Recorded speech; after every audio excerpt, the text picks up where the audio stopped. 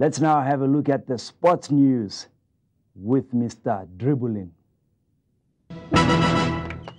Good evening and welcome to the genius world of records. We're here live at the clubhouse where the man next to me is going to attempt to break the world record for lifting a potato from his waist to above his head the most consecutive times. A record currently held by Irishman Paddy Flanagan, which stands at 12,354. It's going down. Wow, it's going down, it's going down. How are you feeling, Gift? You can call me Razorface, yeah? I'm feeling quite confident. You know, I've been putting in the hard work, started lifting peas, I went to leeches, now I'm lifting potatoes, and everyone knows that's where the money's at, you know?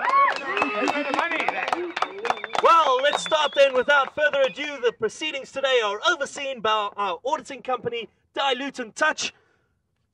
Mr. Razorface, would you like to choose your potato? I'll choose it. There we go.